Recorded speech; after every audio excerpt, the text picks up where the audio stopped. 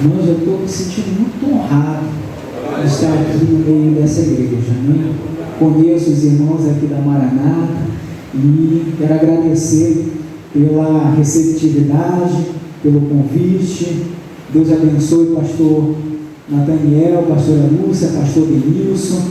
Deus abençoe os obreiros. E quero saudar o povo de Deus da AD Maranata com a paz do Senhor. A paz do Senhor. Glórias a Deus. Aqui tem crente avivado, né? E eu me identifico com esse povo. Eu digo que eu não gosto dessa palavra evangélico, gosto, eu sou crente, e crente até o tutano, né?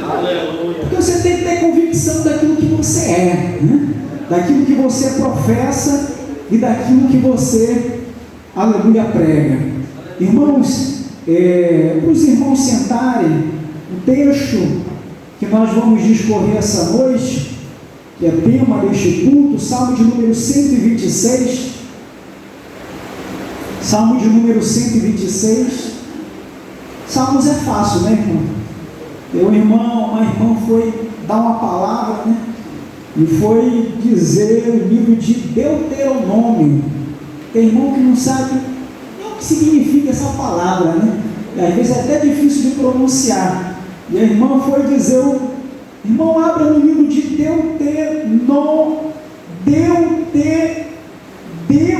abre Mateus capítulo 1. Não conseguiu falar, né? Mas Salmos é fácil. Salmo de número 126 diz assim: quando o Senhor trouxe do cativeiro os que voltaram a Sião, estávamos como os que sonham. Então a nossa boca se encheu de riso, a nossa língua de cânticos.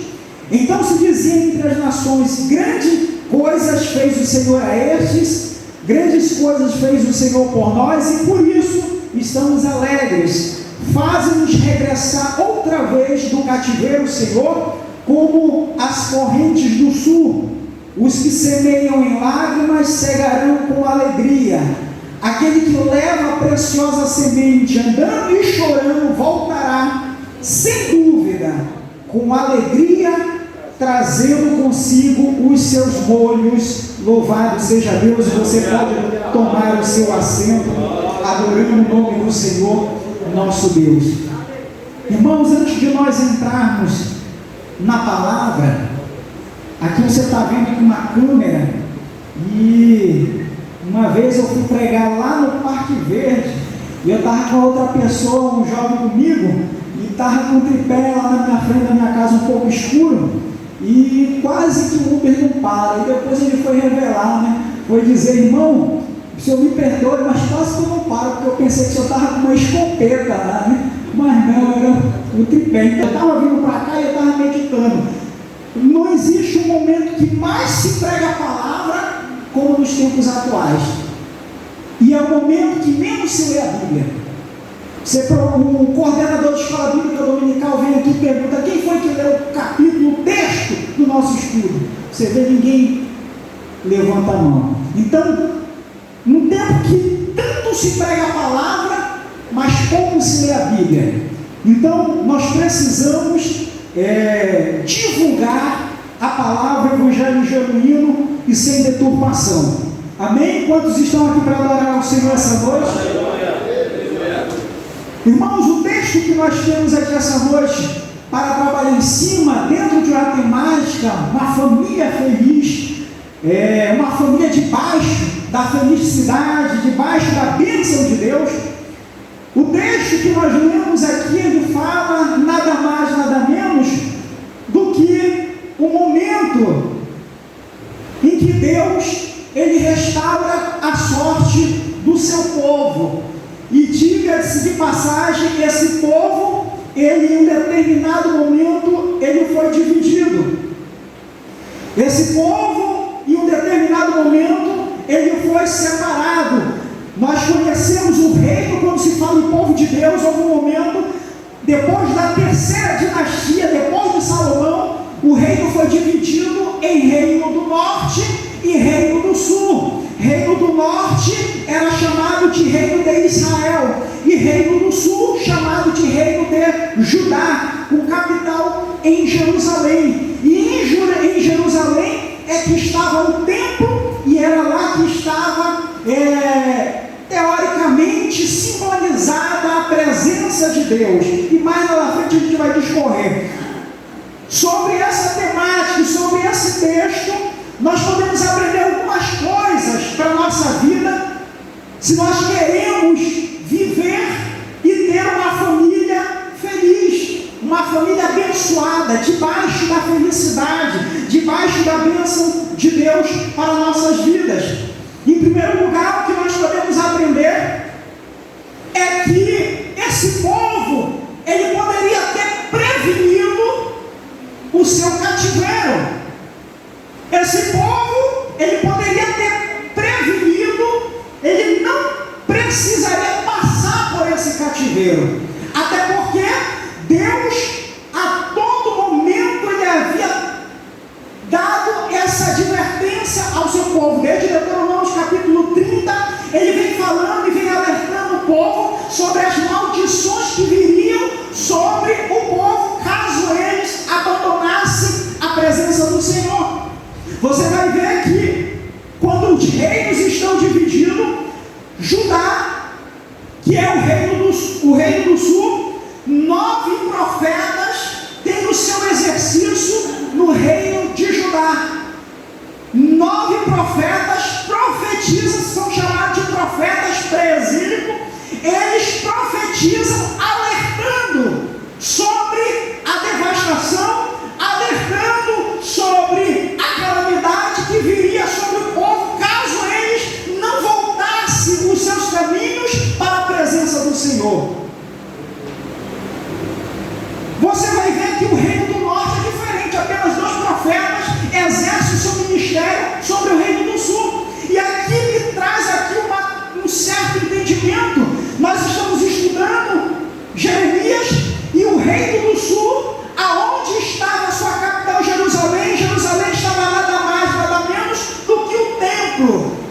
E o povo debruçava a sua confiança, debruçava a sua falsa segurança sobre o templo, porque a presença do Senhor estava simbolizada no templo, a presença do Senhor se manifestava no templo. Então pensavam eles que podia deitar e rolar, fazer e acontecer, e nada iria acontecer porque tinha a presença de Deus no templo. Tem muita gente que está enganado e está pensando que porque o seu pai é pastor, porque a sua mãe é mulher do ciclo de oração, porque o seu marido é da igreja e pode fazer tudo o que quer e tem a sua vida respaldada porque tem uma pessoa ao seu lado que serve a Deus. Deus está falando, o cativeiro ele pode ser prevenido. Você quer ter a felicidade dentro do seu lar? Então previna. Deus ele te coloca dentro da sua casa e dentro do seu lar como sacerdote, como atalaia, como profeta,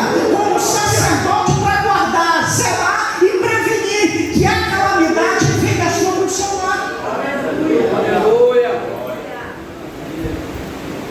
A primeira coisa que nós podemos aprender é que o cativeiro poderia ser prevenido, ele poderia ser evitado. Vários profetas, 9 profetas trabalharam de forma ferrenha, sofreram, entregando a mensagem profética para os reis, reino de Judá especificamente. Deus ele coloca sobre você essa incumbência de você zelar pelo seu lar, zelar pela sua casa. Deus ele coloca você como responsável sobre a sua casa. Você tem essa responsabilidade de não deixar que a imoralidade entre no seu lar, de não deixar que o pecado entre na porta da sua casa, de não deixar que a sua família venha consumir conteúdo que não vai trazer nenhum proveito. Porque o meu parente que vai vir almoçar em casa hoje, ele não é crente, então para eu agradar ele eu vou comprar uma latinha, eu não vou beber, mas ele, para agradar ele, eu vou fazer isso. Você é guardião da sua casa, não deixe o pecado entrar dentro do seu lar. Louvado seja o nome do Senhor. Você é sentinela dentro da sua casa. Você quer ter uma família feliz. Você quer ter um lar debaixo da felicidade propiciada por Deus. Então se coloque na posição. Zele pelo seu lar. Feche a porta. Feche a janela. Satanás ele não precisa de porta nem de janela. Ele precisa só de uma brecha para entrar no seu lar e devastar. A primeira coisa que nós podemos aprender é que nós tem coisas que nós podemos evitar na nossa casa. Quando nós temos a posição, tomamos e assumimos a responsabilidade de sentinelas dentro do nosso lar. Aqueles profetas sofreram. Você vai sofrer também. Vão chamar você de chato. Vão chamar você de você é cabeça dura. Você é retrógrado. Mas você sabe da responsabilidade que está sobre o seu lar. Profeta sofre. Sacerdote sofre. Mas ele é obediente. Ele entrega aquilo que Deus ele manda. Aleluia. Louvado seja o nome do Senhor. A segunda coisa que nós podemos aprender, aqui nós estamos falando sobre o Salmo 126, o Salmo 127 e o 128 é uma trilogia que fala respectivamente sobre a restauração do cativeiro, sobre a reconstrução da cidade, do templo, e no 128 sobre o repovoamento. E quando nós falamos sobre o cativeiro, aqui eu não sei como é que está a sua vida, irmão. Não sei como você chegou aqui essa noite, mas eu tenho a certeza que tem pessoas que já saíram de um cativeiro. Tem pessoas que nunca passaram pelo cativeiro, mas tem pessoas que estão vivendo no cativeiro. E a pior coisa para eu remediar um problema é eu negar a existência dele. Se você porventura entrou aqui essa noite, você sabe que você está vivendo um cativeiro no seu lar. A Bíblia vai dizer que quando o povo ele estava no cativeiro e se levantaram profetas, levantando mensagens falsas, mensagens de falsa esperança, dizendo que esse cativeiro ele vai acabar rápido. Esse cativeiro ele vai, vocês se preparem porque não vai demorar muito tempo, a gente está saindo daqui. Mas o Deus que colocou o povo no cativeiro foi Deus. E era Deus que ia tirar do cativeiro, porém tinha um tempo e uma promessa. Eles tinham que cumprir 70 anos nesse cativeiro, para só então Deus ia tirar o povo de lá. Então o povo, enquanto estava no cativeiro, eles tinham uma ordem para cumprir. E Jeremias, capítulo 29, versículo 4 ao 7, vai dizer: assim diz o Senhor dos exércitos, o Deus de Israel, a todos os do cativo, os quais fiz transportar de Jerusalém para a Babilônia: edificai casas, habitai-as, plantai jardins, comei do seu fruto, tomai mulheres e gerai filhos e filhas, tomai mulheres para seus filhos e dai as vossas filhas a maridos, para que tenham filhos e filhas, e multiplicai-vos aí, e não vos diminuais. Procurai a paz da cidade, para onde eu vos fiz transportar em cativeiro. Orai ao Senhor pela sua paz, porque na sua paz vós tereis paz. Deus me estava falando, em cativeiro não é para parar, em cativeiro não é para ficar triste, não é para se acomodar, não é para desistir, não é para ficar lamentando, não é para ficar chorando, não. Em cativeiro você tem a felicidade novamente no seu lar, então é para continuar em atividade, é para continuar trabalhando, é para continuar se multiplicando, é para continuar vindo para o culto, é para continuar vindo para o ensaio, é para continuar vindo, aleluia, para os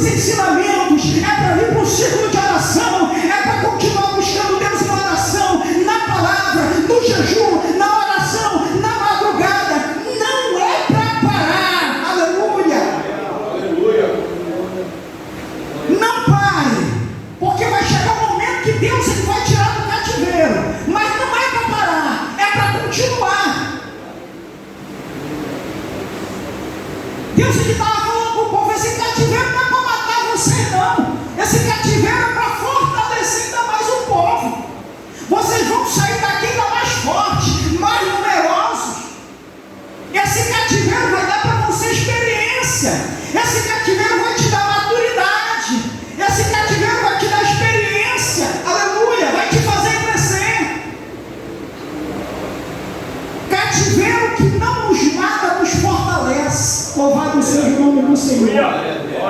Deus, Ele está te fortalecendo, meu irmão. Louvado seja o nome do Senhor.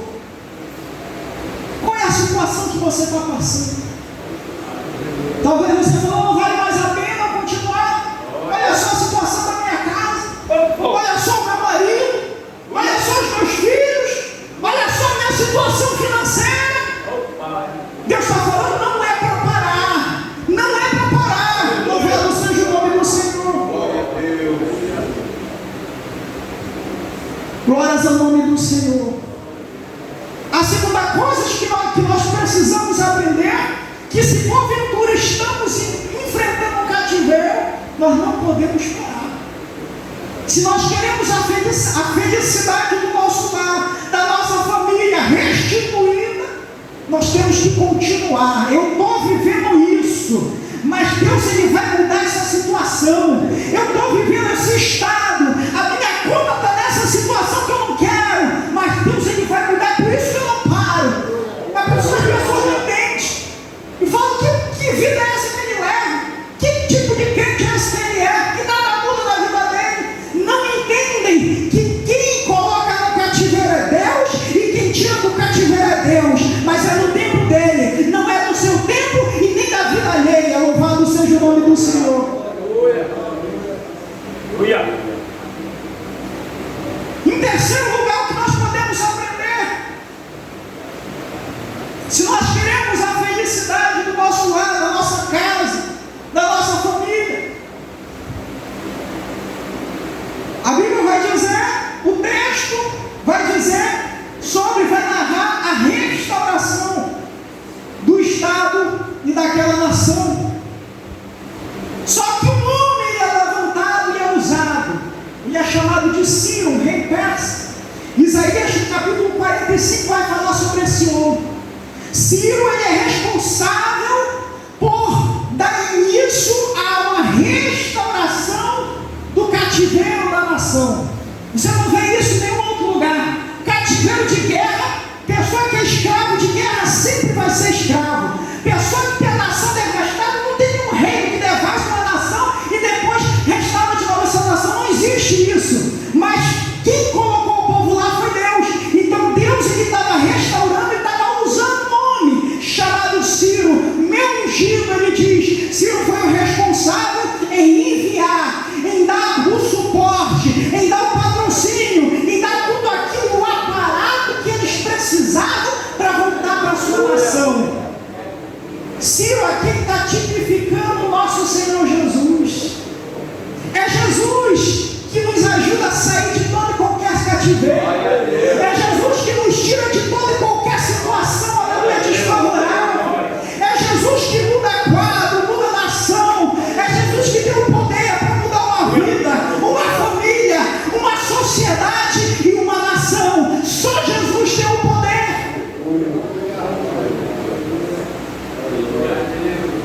Ciro, ele estava sendo um instrumento para aquela nação voltasse novamente a ser reestruturada.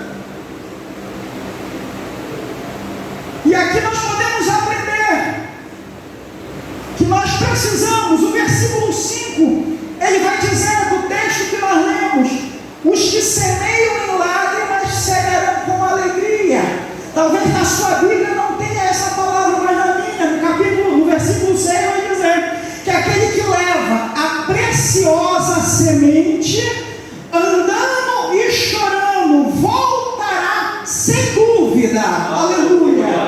O versículo 6 está falando que se eu quero voltar para onde, irmão? O povo está voltando para a sua nação, o povo está voltando para casa. Aleluia. Quando nós somos abençoados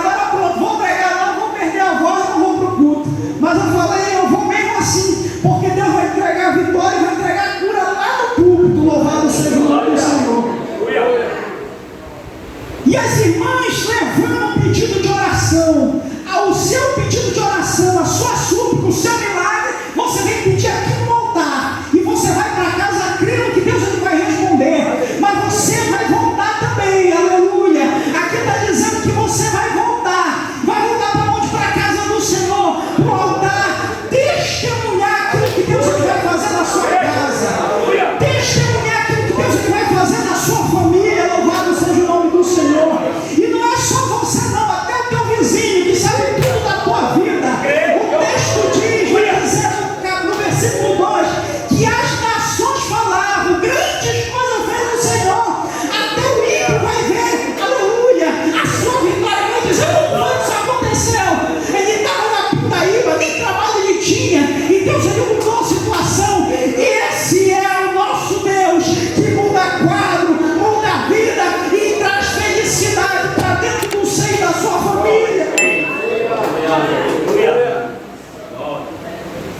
Mas ele diz que primeiro você tem que levar a preciosa semente.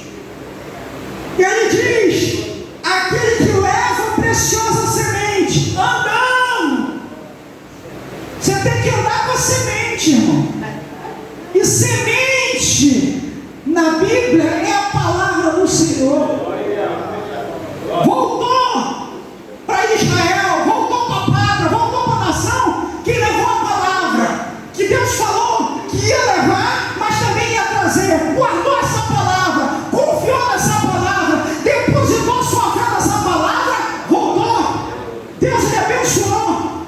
Aquele que leva esta palavra, aleluia, Deus também vai abençoar. Crente que vive com Bíblia, que come Bíblia, que aprende Bíblia, que compartilha a Bíblia, que dorme com a Bíblia, que acorda com a Bíblia, que posta a Bíblia, Deus vai abençoar. Louvado seja o nome do Senhor. Porque o sucesso na vida do cristão é a Bíblia. O sucesso na vida do crente é a palavra do Senhor. O sucesso para o meu ministério é a palavra do Senhor. Josué capítulo 1, versículo 8, Deus ele vai dizer para Josué, não apartes o livro desta lei da tua boca, antes medita nele dia e noite, para que tenhas o cuidado de guardar tudo que nele está escrito, então farás prosperar o teu caminho e serás bem sucedido. O sucesso do teu ministério é você embasar na palavra e não em qualquer outra coisa. O sucesso para a sua vida pessoal, profissional, seus projetos, está na palavra do Senhor. O Salmo de número 1, do 1 ao 3, vai dizer, bem-aventurado o homem que não anda segundo o conselho do ímpio, não se detém nos caminhos dos pecadores, não se assenta à roda dos escarnecedores, antes o seu prazer está na lei do Senhor, e na sua lei medita de dia e de noite, e na sua lei medita de dia e de noite. Sabe qual é o resultado? Verso 3, ele será como árvore plantada junto a ribeiros de água, que no devido tempo dá o seu fruto, a folhagem não murcha, e tudo quanto ele fizer será bem sucedido. Porta de emprego, empreendimento, patrimônio, louvado seja o nome do Senhor. O segredo está na palavra. Não é os 100 e poucos segredos do sucesso que fala ímpio por aí, esquece a palavra do Senhor e vai dar conselho, vai dar ouvido para ímpio, vai lá na frente, quebra a cara.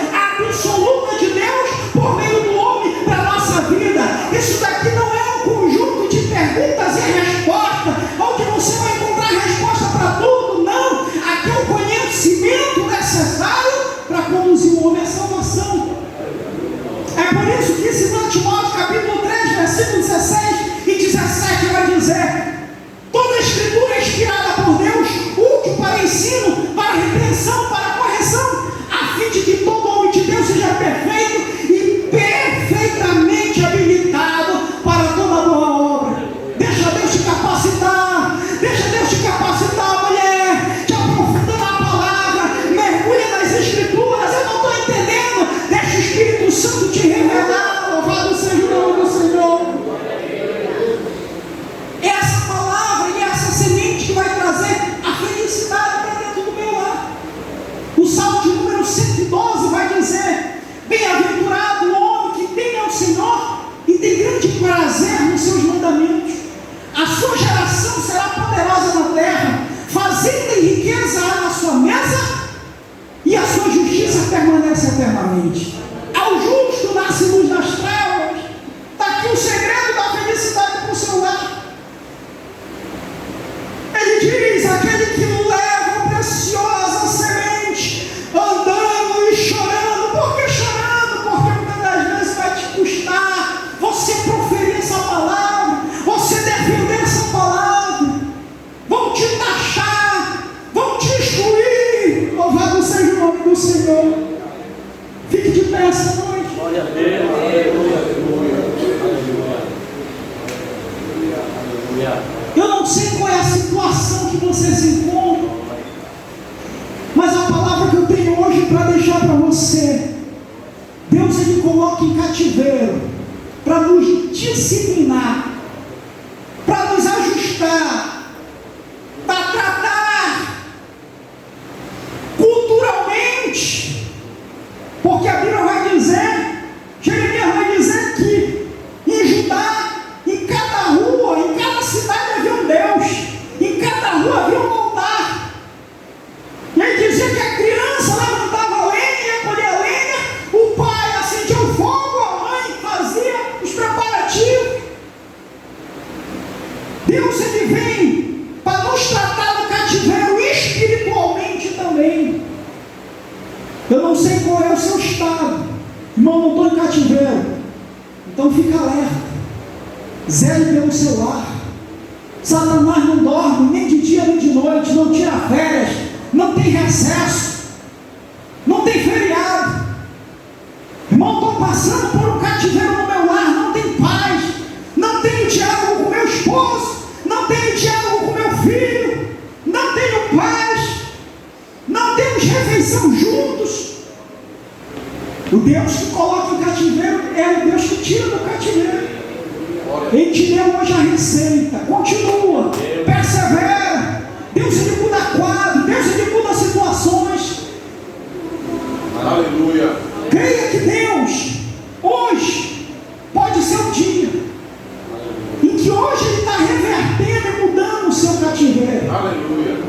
Creia que hoje, aleluia, pastor Rafael não pode fazer nada, mas o Deus do impossível é aquele que toca no coração daquela pessoa, que você, aleluia, coloque em oração, e aquela pessoa vai dizer: eu não sei o que aconteceu, mas deu uma vontade de ir contigo para a igreja. Eu não sei o que aconteceu, mas eu posso ir com você para o culto. Eu não sei o que aconteceu, mas vamos fazer, vamos sair, bora passear junto.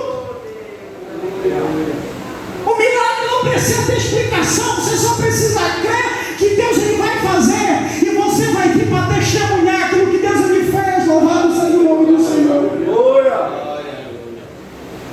Feche os seus olhos nesse momento. Eu quero a felicidade do meu lar, constante e ininterrupta. E para isso eu tenho que pagar um preço, porque Deus coloca sobre os meus ombros a responsabilidade de zelar por aquilo que Ele me deu. E eu não posso me esquivar dessa responsabilidade. O que é que você está fazendo? O que é que você está trazendo para o seu lar?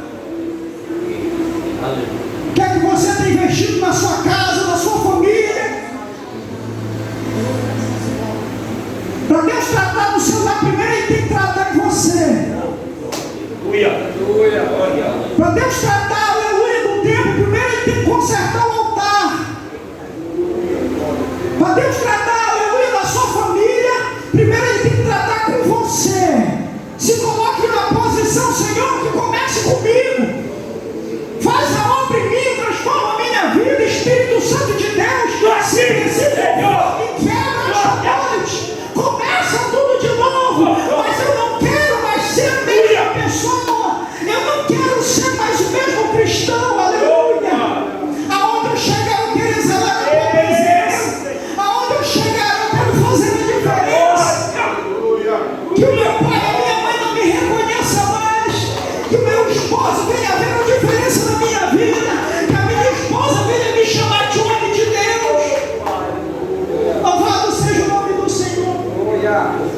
Se tiver alguém essa noite que quer renovar a sua aliança, se tem alguém essa noite que sabe, Jesus não precisava ouvir essa palavra, e por isso, Senhor, eu quero fazer, não posso sair daqui sem antes fazer um novo concerto contigo, que assumir novamente o compromisso contigo, saia do seu lugar e venha até aqui na frente. Nesse momento nós vamos adorar o Senhor. Tem paz, tem alegria dentro do seu lar. E ainda que não tenha, mas Deus Ele vai fazer, e por isso você vai adorar antes que aconteça. Porque verdadeiro adorador, ele não adora só quando acontece. Antes de acontecer, já está adorando, porque ele crê que vai acontecer. Louvado seja Deus.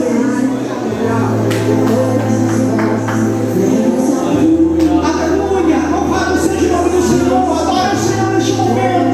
Glorifique o nome do Senhor. Preste a Ele a sua adoração. Esqueça o seu problema por um minuto. Aleluia. Louvado seja Deus. Saia do seu lugar. Se você entende que você precisa ser reconstruído, ser reconfortado, ser tratado,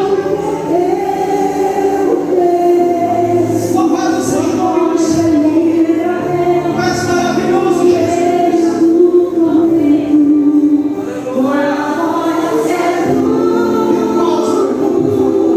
Você vai louvar assim: por tudo que tens feito, por tudo que vais fazer, por tuas promessas e tudo que é. Aleluia. Quero te agradecer por todo o meu ser. Você tem alguma coisa para agradecer a Deus essa noite? Você consegue contar todas as bênçãos que Deus tem derramado sobre a sua casa, sobre a sua família? Cante com ímpeto. Aleluia. Meu Senhor, foi Ele que te escolheu. Foi Ele que te libertou. Foi Ele que te salvou. Muito obrigado, Senhor. Aleluia. A tua igreja te agradece, Senhor, esta noite.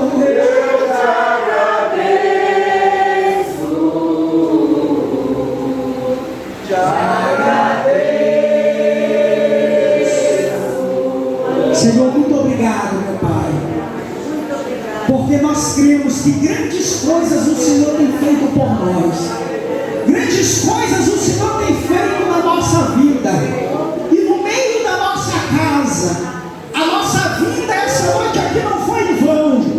Nós cremos que o Senhor tem pelejado em favor da nossa família, e o Senhor tem trazido, aleluia, uma onda de bênçãos, e nós vamos sim desfrutar, sem dúvida, aleluia, da paz e da felicidade que só o Senhor pode proporcionar.